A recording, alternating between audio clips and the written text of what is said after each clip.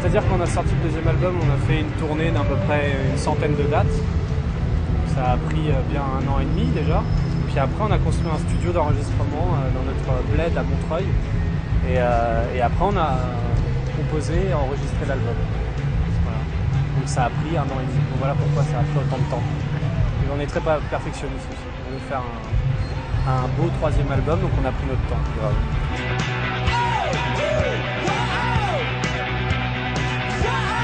Moi je trouve qu'il est complètement différent, mis à part que c'est du stock.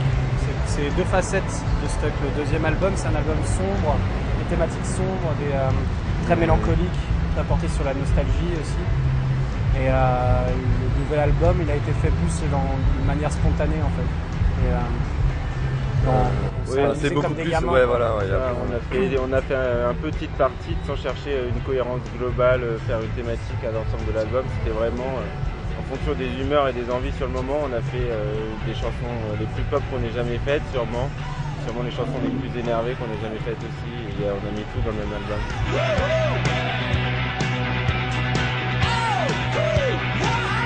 Non, on a toujours nos influences depuis tout petit, en fait, c'est toujours les mêmes. C'est que nous, on grandit avec le temps et puis on a d'autres envies et d'autres Et puis en effet, exigences artistiques. Ouais, voilà, c'est ça. Et sur cet album, justement, on avait aussi envie de laisser libre cours à justement un peu toutes nos influences et pas uniquement les influences qui étaient vraiment dans le carcan indie rock années 90 comme sur l'album d'avant. Donc oui, il y a beaucoup d'influences qu'on ressent dans ce disque.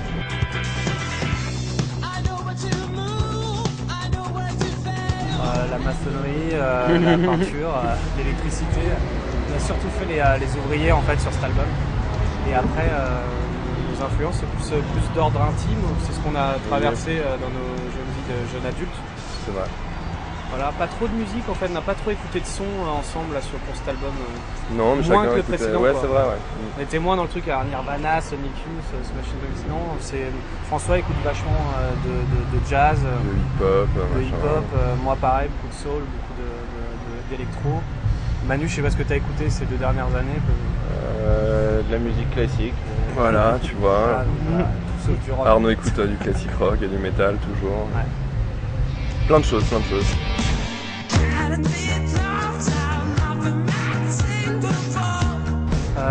cet album, ça dépend des chansons. Chaque chanson a son histoire. Et il y a des chansons où on traite de choses personnelles, d'autres non. J'ai fait aussi appel à une fille pour cet album-là, une fille qui a écrit les paroles avec nous. Parce que j'en avais marre de chanter les mots d'amour à travers mes mots en fait. Je trouvais ça un peu cliché quoi, toujours les mêmes mots qui ressortent. Et alors que chanter les mots d'une meuf, c'est original quoi. Moi, du coup quand je suis sur scène et que je chante Tender ou Silent and Sweet, j'ai l'impression d'être une meuf quoi. Parler d'amour.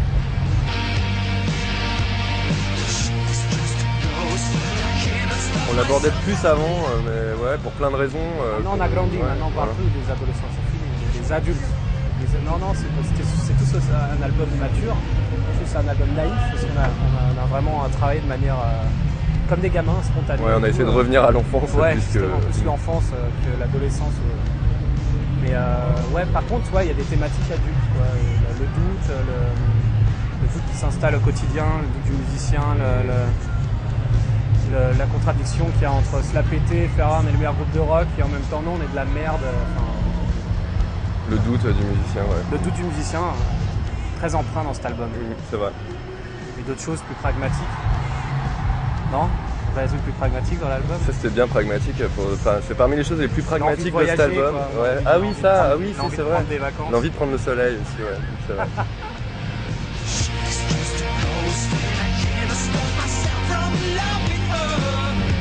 Déjà, on a le projet de faire des nouveaux titres avec Stuck et de préparer un nouvel album très vite. Même de présenter peut-être pour l'Olympia. Là, on fait l'Olympia le 20 octobre. Ça n'intéresse pas Nice, mais c'est quand même l'Olympia, c'est important. Donc on va présenter des nouveaux titres là-bas. Ouais, sans doute, ouais, carrément.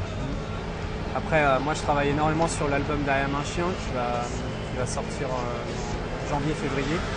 Là je suis dessus. On finit aussi on a fini de faire un album avec DJ Pone, tous les deux. Ça va s'appeler SAR, SARH.